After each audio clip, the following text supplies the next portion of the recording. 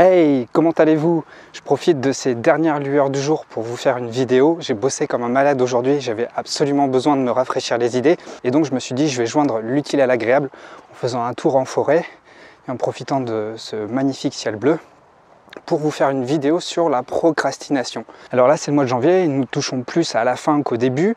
Et c'est le moment de faire un petit bilan sur notre avancée par rapport à nos objectifs. Par rapport aux objectifs que vous vous êtes donnés, est-ce que vous êtes satisfait?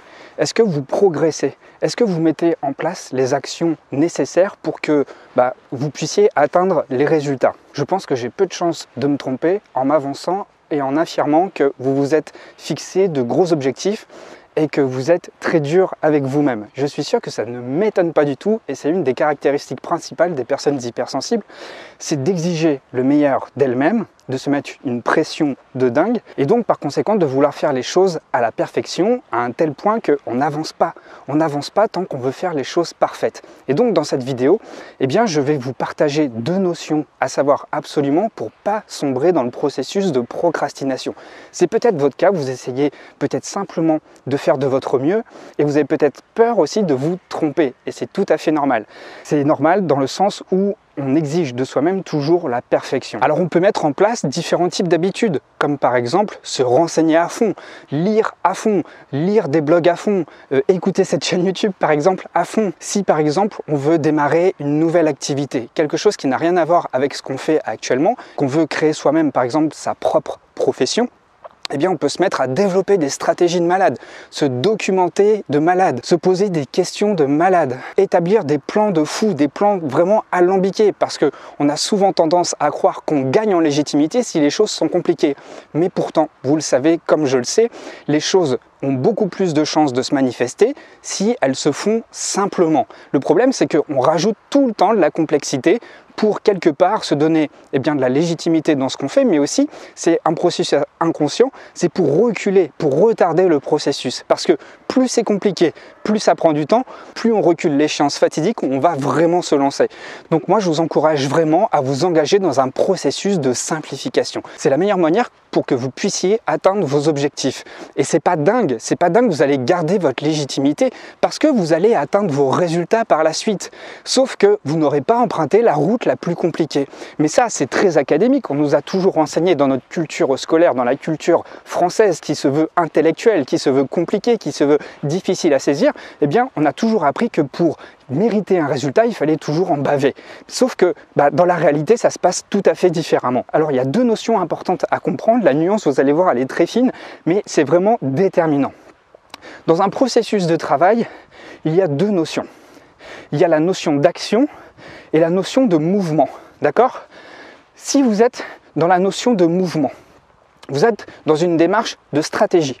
Vous allez être dans une démarche de stratégie, de planification, d'apprentissage.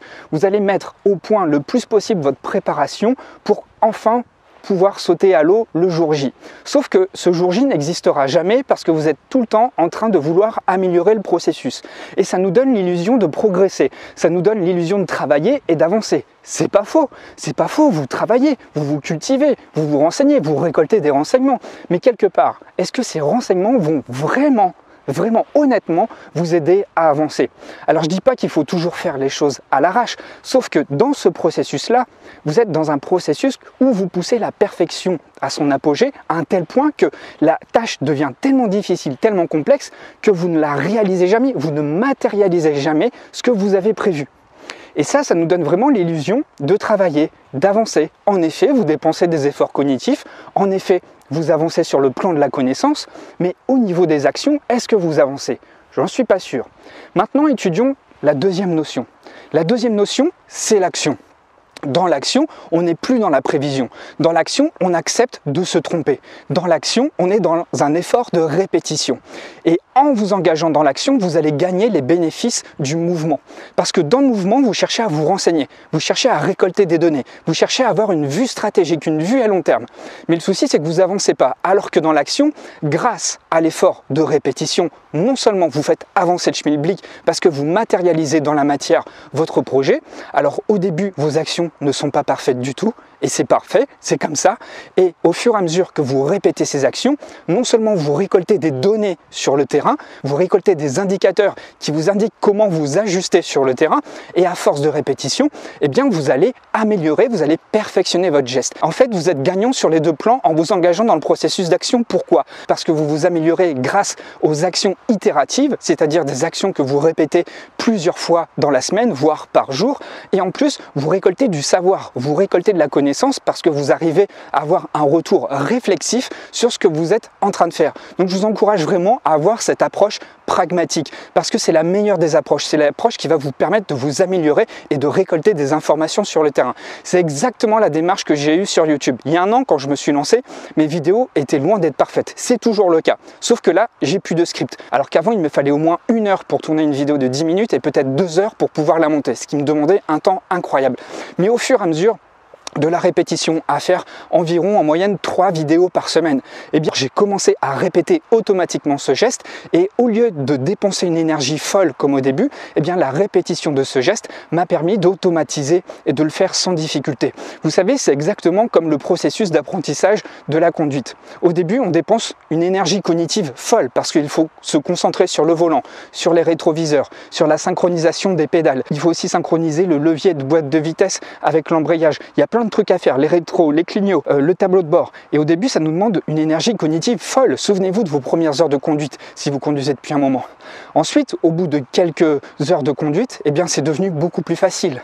Et après plusieurs années, eh bien, vous réfléchissez plus du tout au moment de conduire. C'est-à-dire que vous avez automatisé ce geste et ça devient presque un effort inconscient. Donc, si vous voulez vous améliorer, je sais que c'est compliqué pour les hypersensibles, mais faites ce geste. N'ayez pas peur de vous tromper, parce que le fait de vous tromper, ça fait partie du processus d'apprentissage et vous n'allez plus voir ces erreurs comme des erreurs, mais plutôt ces erreurs comme des informations à récolter pour améliorer le process. Ce sont juste des notifications qui viennent vous indiquer comment corriger votre geste. Alors si vous souhaitez aller plus loin, quelle que soit votre motivation, si vous voulez mettre en place des habitudes pour améliorer votre quotidien, vous l'avez compris, c'est la méthode que j'emploie pour pouvoir progresser. C'est ce qui m'a permis de monter mon entreprise et j'aurais dû mettre en place ce processus bien avant parce que j'ai mis du temps avant de monter mon entreprise. Comme vous le savez, pendant 10 ans, j'étais à l'éducation nationale. Mais arrivé à mi-parcours, au bout de 5 ans déjà, c'est à peu près 2013-2014, j'en pouvais déjà plus.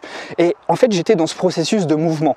Et dans ce processus de mouvement, eh bien, j'écoutais énormément de blogs, je lisais énormément de livres. Alors, je dis pas que c'est mal, c'est essentiel évidemment, mais j'écoutais plein de podcasts comme pour me persuader qu'il fallait toujours que j'ai l'info nécessaire pour être légitime et passer à l'action. Sauf que eh bien, cette stratégie-là n'a rien donné sur le coup parce que lorsque j'ai démissionné, eh bien, je pensais avoir toutes les infos en main pour pouvoir monter une entreprise pérenne, sauf que ça n'a pas été le cas, mais vraiment pas du tout. J'ai ramé pendant 2 ans, j'ai monté une boîte dans l'événementiel et ça a marché bon an, mal an. Sauf qu'à la fin, au moment où ça a vraiment marché, là, le Covid est venu tout rafler. Bref, c'est pas grave. Mais voilà, j'ai quand même gagné quelque chose dans cette expérience qui n'a pas vraiment marché. Eh bien, ça m'a permis d'utiliser le support vidéo, ça m'a appris aussi à comment gérer mon argent, que le chiffre d'affaires, c'est pas du tout la même chose qu'un salaire. J'ai récolté quelques billets, ce qui m'a servi pour cette nouvelle entreprise là que je crée avec la chaîne YouTube. Ça m'a servi à avoir quelque part des acquis pour pouvoir progresser. Et ensuite, comme je vous l'ai dit, vous connaissez l'histoire. À partir du moment où il y a environ 1 an, j'ai commencé à faire des vidéos sur la chaîne YouTube sur le thème de l'hypersensibilité. J'avais déjà des acquis. Il a fallu que je me trompe plein de fois, que je mette plein d'actions en place, que je me trompe énormément de fois pour arriver à l'endroit où je suis aujourd'hui, où je peux vivre de ma chaîne. Donc si c'est quelque chose qui vous intéresse, si vous souhaitez développer une activité, si vous vous êtes donné des challenges cette année, peut-être que ça peut être au niveau familial, ça peut être au niveau du travail, ça peut être au niveau de votre santé, peut-être que vous souhaitez mincir un peu plus, peut-être que vous souhaitez avoir plus de connaissances dans tel domaine, peut-être que vous souhaitez maîtriser un domaine plus facilement. Ce que je vous propose, c'est une méthode que je viens tout juste de sortir, à sort du four, c'est tout chaud. Cette formation s'appelle Mini Habitude Maxi Impact, 4 principes fondamentaux pour transformer votre vie d'hypersensible sans effort. Dans cette formation, vous allez avoir 5 modules exclusivement vidéo et des exercices PDF pour pouvoir comprendre le concept d'habitude, savoir les appliquer sans douleur. Parce que, je vous le reprécise, une habitude qui est générée avec de la douleur, c'est une habitude qui ne tiendra jamais dans le temps. La raison est simple, elle va générer des émotions négatives. Or, le cerveau humain est fait de telle manière qu'il fuit tout ce qui est négatif. Par contre, il va vers tout ce qui est positif. Et tout l'objectif de cette formation est de vous aider à associer des nouvelles habitudes qui sont là pour vous aider à atteindre vos résultats à vous, tout en générant des émotions positives. C'est-à-dire, on va mettre en place un processus qui va être pérenne dans le temps et qui va vous permettre de ressentir un bien-être à travers les habitudes nécessaires qui sont là pour vous aider à atteindre vos résultats, quel que soit le résultat. Donc si vous êtes chaud, si vous êtes motivé, la formation elle est en tarif de lancement pendant quelques jours seulement, c'est le premier lien dans la description, vous pouvez y adhérer tout de suite, les premiers arrivés seront les premiers servis. Je vous laisse là-dessus, je vais profiter de la pleine lune parce que ce soir je crois que c'est le soir de pleine lune, donc je vais faire mon petit rituel de pleine lune. Je vous remercie beaucoup de m'avoir suivi jusque là, je vous laisse profiter pendant un petit instant de cette magnifique lune, je vais essayer de faire un zoom. Moi je vous remercie beaucoup d'être resté jusque là, je vous dis à très vite et surtout passez à l'action.